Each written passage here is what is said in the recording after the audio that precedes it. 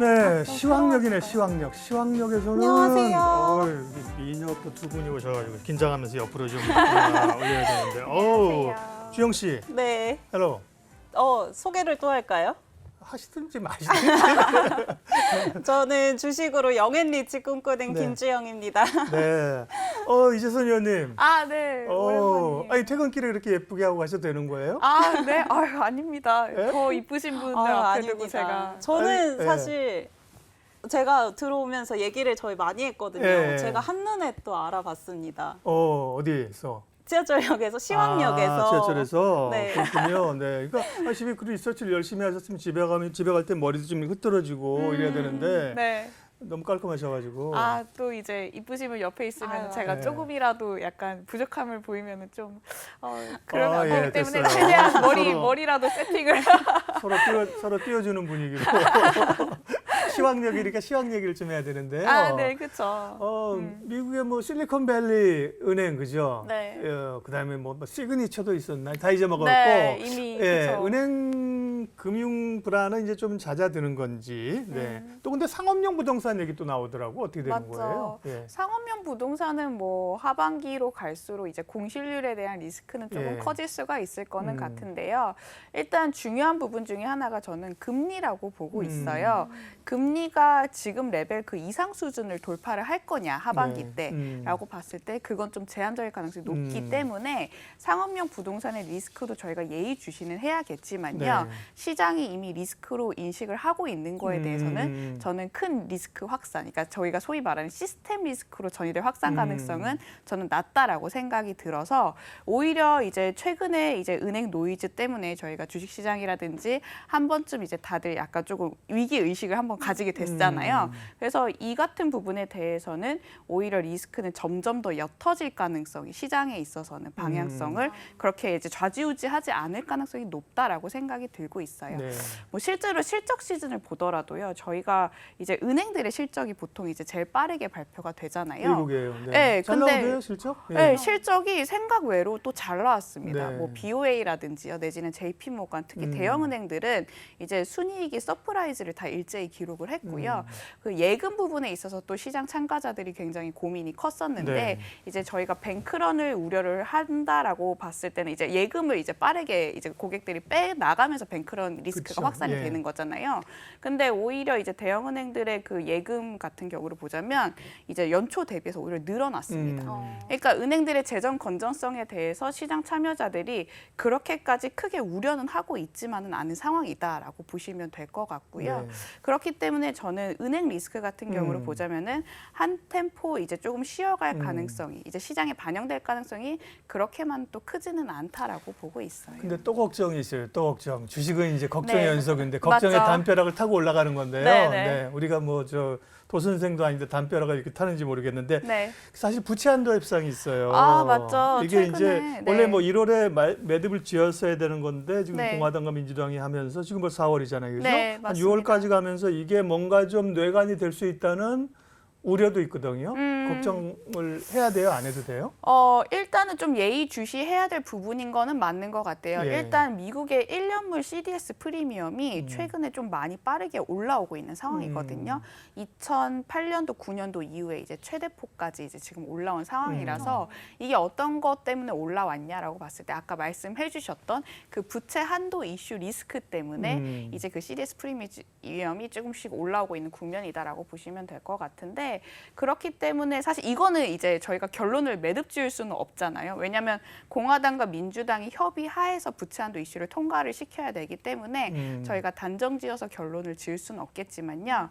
감히 제가 상상을 해보자면 예. 상상의 시나리오를 좀 펼치자면 지금 과거 부채 한도 이슈가 이제 매년마다 터질 때와 달리 우리가 이제 가장 크게 걱정하는 부분 중에 하나가 다른 점 중에 하나도 그렇고요. 경기에 대한 우려입니다. 지금 하반기에 들어서 경기 침체 가능성이 부분이 거의 이제 기정사실화돼 있는 부분이기 때문에 그걸 알고 있기 때문에 여기서 노이즈를 막 만들 네. 수 있는 사회적 환경이 안 된다. 그렇죠. 예. 특히 이제 바이든 입장에서 보자면요. 예. 지금 집권 3년 차거든요. 네. 내년에 이제 재선 가능성이 이제 거의 이제 높아지는 이제 확실시 되고 있는 상황이고 바이든도 이제 재선 가능성 의사를 내비치는 상황인데 지지율이 굉장히 낮아요. 지금. 재선? 이재선? 네 맞아요. 재선할 때마다 제 이름이 뜨더라고요. 뜨끔뜨끔합니다. 그래가지고 정치를 하셔야 돼, 우리 의원님은. 그런가요? 재선이라니까. 네. 여의도 맞아요. 그래서 재선을 이제 앞두고 있는 바이든 입장에서는 네. 트럼프 지지율보다 지금 상당히 좀 낮은 상황이에요. 오히려 네. 보자면 그러면은 이거를 좀 지지율을 끌어올리기 위해서는 경기가 빠르게 식어가는 거를 가만히 둘 거냐라고 봤을 때 또 그건 아니거든요. 그렇기 때문에 민주당 쪽에서 오히려 지금 공화당이 원하는 거에 대해서 한 발자국 양보할 가능성이 있다. 그렇게 되면서 부채 한도 이슈가 좀 6월 달이 저희가 데드라인으로 보고 있는데 그 전이 마무리될 가능성이 높지 않을까라고 보고 있고요. 네.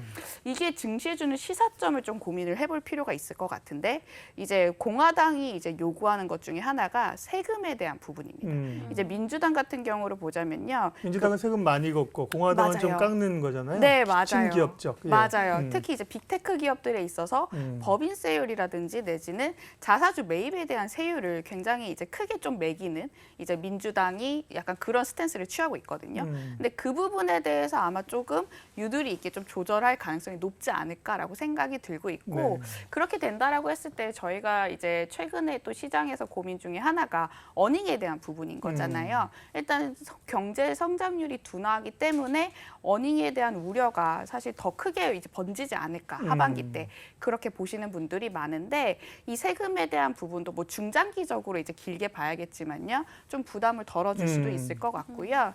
또 이제 어닝에 대한 부분 제가 말씀을 드렸는데 좀 잠깐 기술주, 그러니까 은행은 네. 실적 괜찮게 나오고 있다 그랬고요. 네네. 내일 새벽에 테슬라 이제 실적 발표하잖아요, 그죠? 맞아요. 근데 네. 기술주들은 분위기가 요즘 뭐 계속 감원하고 네. 기술주들 실적이 나오면 증시에 좀 영향이 또 있겠네요. 영향이 있긴 하겠죠. 네. 근데 저는 실적에 대한 민감도는 사실 작년 대비해서는 그렇게 크지만은 않을 것 같아요. 올해 같은 경우를 보자면은 네. 이미 주가는 뭐 앞서서도 얘기했지만 네. 선행성을 띈다라고 이제 말씀을 해주셨잖아요. 주가는 선행성을 띠기 때문에 어닝에 대한 전망치라든지 그 주가의 그 부정적인 이슈를 저는 작년에 오히려 다 반영을 했다라고 생각이 들고 있고 저희가 소위 그때 말했던 그 소위 말하는 장세 중에 이제 역금융 장세라고 예. 있습니다. 주식 관점에서 보자면요. 그때 관점이 이제 특징 중에 하나가 어닝에 대한 기대치와 이제 주가에 대한 기대치가 굉장히 많이 떨어지는 구간인데 그에 비해서 경제 성장률은 오히려 또 잘 나오는 경우가 이제 있거든요. 근데 지금 같은 국면에서 보자면요. 오히려 이제 경기 사이클을 미리 반영을 했기 때문에 주가는 이미 이제 주가가 작년에는 좀 안 좋았었고 올해 같은 경우를 보자면은 어닝이라든지 이제 경제 성장률에 대한 그런 막연한 두려움이 주가가 반영되기보다는 오히려 이거를 알기 때문에 그래서 이제 정부라든지 내지는 연준이 뭘 할 건데라는 거에 대해서 주가의 민감도가 굉장히 높아질 수가 있겠다라고 말씀을 드릴 수 있을 것 같아요. 주영 씨 역금융 장세 들어봤어요? 사실 저 처음 들어봤어요. 네. 영앤리치를 꿈꾸면 이게 우라카미군요라고 맞아요. 1970년대 나온 책이에요. 책 지금도 나오는지 모르겠다. 네. 근데 어디 거기 네. 보면 주식시장에 사계가 있어요, 그죠? 봄, 여름, 가을, 겨울인데 네, 필독서 읽고 다음에 제가 태어나기도 전이라서 저 처음 들어보는 것 같아요. 네, 다음에 써머리 한번 해주세요. 네, 네. 이 매크로 사이클을 보시는 분들은 맞아요. 보통 그 4개에 빗대서 약간 주가라든지 어닝이라든지 실적에 대한 부분에 있어서 조금 네. 많이 빗대어서 설명을 네, 하시거든요. 없으면 제가 책 빌려드릴게요. 꼭 읽어보겠습니다. 네. 일단 사시고 없으면. 네, 그래서 저는 주가에 대한 부분에 있어서도요. 그렇게까지 어닝에 대해서 조금 더 빠져도 오히려 주가 같은 경우는 그 어닝에 대한 부분에 대해서 민감도가 그렇게까지는 높지만은 않을 것 같아서요. 또 이제 빅테크들의 또 이제 그 고민 중에 하나였던 부분이 이제 수출에 대한 부분이었는데 저희가 통상적으로 이제 달러가 강해지면은 이제 그쪽에 대해서도 수출 기업이기 때문에 부담스러운 예, 거죠. 어닝에 대해서 좀 부담스러운 경향이 음. 없지 않아 있거든요. 근데 저희가 작년 12월 때부터 좀 이제 달러의 추이를 보면요. 네. 조금씩 내려가고 있는 상황입니다. 네. 그렇기 때문에 이제 차후 반영되는 어닝 실적에 대해서도 보자면 오히려 이 약달러가 사실 어닝의 하방을 좀 지지를 해줄 수가 그럴 있겠다. 수 있겠구나. 네, 라고 생각이 들어서 네. 결론적으로 저는 이제 어닝에 대한 하향 조정치도 9분 응선을 넘었다라고 네. 생각을 하고 있어요. 그렇군요. 네. 수영 씨 뭐 궁금한 거 이제 나이 들면 입은 닫고 지갑은 열라 그러는데 네, 입을 너무 많이 열었어. 주영 씨가 궁금한 거 좀 물어봐 주세요. 그래서 저는 근데 사실 이 빅테크 기업들의 실적 작년에는 사실 발표를 하고 나서 주가가 되게 폭락을 했잖아요. 작년에 그랬대요? 네. 작년 실적이 기억이 점심 뭐 먹었는지도 기억이 안 나는데 지금 그랬구나. 근데 이렇게 뭔가 하방이 예. 좀 튼튼하다고 하시니까 저는 궁금증이 좀 해소가 된 것 같고 사실 이 내일 테슬라 실적에 따라서 또 2차 전지 관련주들 어떻게 네. 움직일지도 저는 굉장히 궁금하거든요. 테슬라 같은 경우를 보자면은 지금 실적 같은 경우는 약간 제가 사실 기업을 보는 입장은 아니기 네, 때문에 네. 섣불리 이제 말씀드리기는 힘들겠지만 저는 2차 전지의 그 스토리를 좀 길게 이게 긍정적으로 보는 입장이거든요. 이제 2차 전지 같은 경우를 보자면 어쨌든 간에 국가들이 사실 그 차세대 먹거리로 지금 선점을 하려는 움직임을 굉장히 많이 보여주고 있는 상황이고 어떻게 보자면 블루오션이기 때문에 이 성장 관점에서는 스토리가 이제 다져졌다라고 생각이 들고 있기 때문에 테슬라 실적에 상관없이 우리나라 이제 개별적인 2차 전지주 모멘텀을 보자면요. 저는 크게 조정 가능성은 올해 연내 좀 낮을 것 같아요. 네, 조정을 받더라도 이제 그때부터 또 사는 관점에서 보자면은 오히려 좀 좋을 수가 있겠다라고 생각이 들고 있고. 되게 공격적이신데요? 이거 좀 위험한 발언인가요? 아니 위험하지 않아요. 그러니까 항상 사실은 우리 이재선 의원님은 전략인데 항상 네. 시장에서 욕을 받잖아요. 요구를 받아 요구를 니즈를 2차 전지에 대한 생각 네. 어때요? 에코프로 더 갈 것 같아요. 이걸 사실은 시장은 답을 해주길 원하잖아요. 맞아요. 그죠? 그러니까 맞아요. 네. 그래서 저도 처음에는 2차 전지 주가가 너무 급격하게 올랐잖아요. 연초 1분기 때. 그래서 좀 고민이 많았어요. 이거 너무 빨리 오르는 감이 없지 않아 있다라고 생각이 들어서 여러 데이터들을 저도 이제 많이 뜯어봤거든요. 근데 결정적으로 보면은 아까 제가 스토리가 담보가 돼 있다고 말씀을 드렸는데 이제 성장주가 이제 통상적으로 저희는 그런 걸 성장주라고 분류를 하거든요. PER이 높은데 이제 계속 가니까 어닝에 대한 기대치보다는 이제 사실 이제 4세대 그 산업에 대한 성장성으로 뭔가 주가가 움직이는 동력이 되거든요. 근데 이 스토리가 담보되는 기업이 주도주로 부각이 되기 위해서는 추가적으로 어떤 게 더 붙어야 되냐 모멘텀이냐고 봤을 때 이 숫자가 나와야 됩니다. 기대감이 네. 숫자로 확인이 되면 네. 실적을 얘기하는 그렇죠, 걸까요? 그렇죠. 네, 어. 네 실적에 대한 기대감. 이 바닥에서 숫자라고 하면 실적이고 이렇게 한 장이라고 하면 1억. 그러니까 영인리치가 되려면 종잣돈을 일단 1억을 만들어라 우리 얘기했거든요. 그렇게 코멘트를 네. 또 주셨어요. 1억 이러면 안 되고 한 네. 장. 한 장. 네. 숫자 실적. 중요하죠. 근데 시드머니가 중요합니다. 네. 맞아요. 근데 이제 탑다운 관점에서 보자면요. 2차 전지의 수출이 굉장히 잘 나오고 있어요.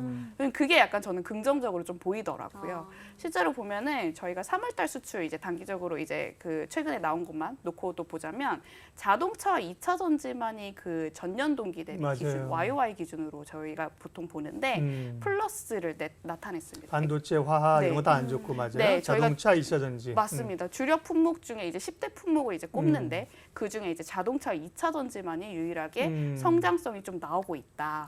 그래서 실제로 2차 전지도 이제 그 수출 내에서 그 비중이라는 게 있을 거 아니에요. 근데 2차 전지의 그 수출 비중도 저희가 드라마틱하게 주가가 1분기 때 상승을 했던 국면에서 드라마틱하게 같이 비중이 늘어났더라고요. 상관계수가 굉장히 높아요. 그래서 이게 만약에 2차 전지 수출액이 꾸준히 잘 나오게 되고 우리나라 산업군 내에서 약간 수출 비중이 늘어나는 이제 성장성이 담보가 되면서 수출액도 같이 늘어나면서 숫자가 나오는 이게 약간 자연스러운 흐름으로 연결이 된다면 저는 올해 연내 이제 주도주가 될 가능성도 사실 없다라고 생각이 들고 있고요. 뭐 그 중에서 이제 세부적으로 어떤 이제 그 업종이라든지 뭐 기업들이 좋냐라고는 이제 사실 기업 쪽에서는 좀 더 디테일하게 좀 봐야 될 거는 같아요. 예, 네. 2차 전지 얘기는 정말 계속 듣고 2차 전지 네. 얘기하면 이제 제철에서 안 내리실 분 많을 거야, 그죠? 맞죠. 2차 개인분들이 또 예. 워낙 관심을 많이 가지고 그러니까 우려도 있어서요. 많지만 기본적으로 성장성과 숫자를 네. 확인하게 되면 한 단계 더 공급할 네. 수 있다. 네. 예. 실제로 보면은 뭐 외국인들이랑 기관의 수급도 그렇게 나쁘지는 않아요. 음. 그러니까 저는 이쯤 되면은 외국인들이랑 기관이 차익 실현을 이제 강하게 할 것이다라고 생각을 하게 되는 국면이 몇 군데가 있었는데 그때도 보자면은 사실 그렇게까지 크게 또 매도 압력이 높진 않았거든요. 그러니까 개인들도 관심을 가지지만은 외국인들과 기관들이 관심을 가진다는 거는 사실 약간 테마성으로 보기보다는 이제 중장기적인 스토리와 이제 그런 그 약간 이야기를 풀어 나갈 수 있는 산업군으로 보는 것 같다라고 생각이 들더라고요. 시장 전체 그림은 어떻게 보세요? 이제 제가 아까 기사 보면서 2,500 약하다 더 올라야 된다. 제가 시황을 검색하면서 네. 그게 아니라 이재선 의원이 쳤거든요. 그랬더니만 2,500 뭐 아직 배고프다 이런 건데 내용은 들어가면 네. 뭐 이재선 의원은 주가가 더 오르려면 이런 요인이 필요하다 이런 거였어요. 그죠? 항상 그죠? 제목에 우리가 너무 이렇게 네. 홀리면 안 돼. 그쵸. 근데 일단 2,600은 목전이 두고 있는데 네. 지금 지수가 조금 이익이나 이런 거 보면 부담스러워서 실자리예요? 아니면 상반기에 조금 더 업사이드가 있다고 보세요? 상반기가 이제 6월까지라고 보게 된다고 네. 했을 때 저는 2,600선 위는 조금 부담스러운 국면이라고 생각이 들어요. 그러니까 기본 전제 조건은 저는 그렇게 생각을 하고 있거든요. 연준의 금리 인상 사이클이 마무리가 돼야 된다. 근데 저희가 5월 달이 한번 될지, 남았지. 6월 달이 될지 지금 알 수가 없는 상황이잖아요. 이 연준의 위원들의 발언도 보면은 사실 이제 데이터에 좀 의존하는 이제 연준 위원들이 많기 때문에 아직까지도 이제 명확한 답변을 주고 있지는 않아요. 시장이 반영하는 거랑 연준의 생각과의 괴리치가 있기 때문에 주가 부분에 있어서는 사실 그 괴리치가 좁혀지지 않는다면은 약간 추세적으로 상승할 수 있는 동력은 아직까지는 좀 크지만은 않다라고 생각이 들고 있고요. 네. 근데 하반기로 들어서는 저는 레벨업은 할 수 있겠다라고 생각이 드는 게 이제 금리 인상 사이클이 마무리가 된다라고 했을 때는 우리나라 같은 경우를 보자면은 이제 수출에 대한 민감도가 더 금리에 대한 민감도 대비해서 높아질 것 같아요. 근데 우리나라 수출이 연초 이후부터 저점을 내려가고 다지고 있어. 조금 잘 나오고 있어요. 그래요? 점진적으로. 네, 속도는 빠르진 않지만요. 이 점진적으로 잘 나오고 있는데 통상적으로 코스피의 그 이제 움직임이 수출 증가율을 따라가게 되거든요. 그렇게 된다라고 했을 때는 저희가 2월 달에 저점을 수출을 받고요. 3월 달, 4월 달 지금 10일까지 나온 수출액도 굉장히 나쁘지 않은 상황이거든요. 이게 증가를 하는 국면이라면은 코스피도 사실 하단이 견고해지면서 점차 레벨업을 할 수 있는 약간 국면 내지 그러니까 소위 말하는 금융장 제가 아까 사계절을 말씀드렸는데 네. 이제 그 봄 여름 국면이 금융장세와 실적장세 국면입니다. 이게 유동성이 어느 정도 이제 모멘텀이 풀리고 나서 이제 실적에 대한 기대감으로 주가가 추세적으로 오르는 국면이라고 좀 좋은 국면이다라고 보시면 될 것 같은데 그 국면을 준비하기 위한 단계가 사실 5, 6월 달에 형성이 될 가능성이 높고 이제 시장 같은 경우는 하반기 때는 오히려 그 같은 기대감을 좀 빨리 반영을 할 수도 있겠다라고 생각이 들더라고요. 네. 저는 사실 네. 오늘 여쭤보고 싶었던 게 이 3천까지도 가냐였는데 아. 좀 긍정적으로 생각해 볼 수도 있겠네요. 네. 그러면은 앞서서 좀 2차 전지 계속 전망을 긍정적으로 봐주셨잖아요. 네. 그래도 계속 시장에서는 뭐 넥스트는 뭐냐 이런 얘기 되게 많이 하는 것 같아요. 그쵸. 넥스트 오늘도- 에코프로, 넥스트 아, 2차 전지. 넥스트. 2차 전지지 뭐 넥스트가 뭐가 있어, 그죠? 많은 거지 뭐. 맞아요. 네. 오늘도 약간 2차 전지 좀 쉬어가면서 예. 그러면 이제 다른 업종에 이제 좀 관심을 둬야 되는 거 아닌가라고 이제 말씀을 해주시는 분들이 많더라고요. 저는 그런 관점에서 보자면 2차 전지가 장기적으로 주도주가 될 가능성이 높지만 조금 쉬어가는 단계라면은 2차 전지에 관심이 있으신 분들은 계속해서 꾸준히 이제 분할 매수 관점으로 좀 긍정적으로 바라봐도 될 것 같고요. 아니다, 뭐 딴 업종에 대해서 좀 더 내가 수익률을 좀 더 먹고 싶다. 약간 수익률을 좀 이제 뽑아내고 싶다 이러신 분들은 저는 2차 전지의 대안으로는 다른 성장주들을 조금 눈여겨보자라고 말씀을 드리고 다른 성장주. 있어요. 엔터? 맞아요. 미디어 네. 엔터 네. 내지는 이제 소프트웨어. 음. 근데 이제 이 사이즈 측면에서는 중소형주 그렇죠. 대비해서 대형주가 조금 안정적이기 때문에요. 음. 실적도 사실 조금 안정적으로 나올 가능성이 높기 때문에 음. 대형 성장주 위주로 조금 보자라고 말씀을 드리고 있어요. 와, 엔터 얘기 듣다가 이제 내릴 때가 돼가지고 엔터 얘기는 다음에 아이고, 우리 또 아이고. 예, 우리 서로 좋아하는 저 그룹 아이돌 하나씩 그렇게 까면서 네. 다음에 엔터 얘기를 좀 하도록 하겠고 오늘은 네, 여기서 재선 위원님과 저는 이제 먼저 내리고요. 우리 주영 씨는 좀 더 가야 되니까. 네, 저는 네. 다음 역에서 아, 내립니다. 네, 우리는 먼저 알겠습니다. 가시죠. 네. 조심히 수고하세요. 가세요. 안녕히 계세요. 네. 네.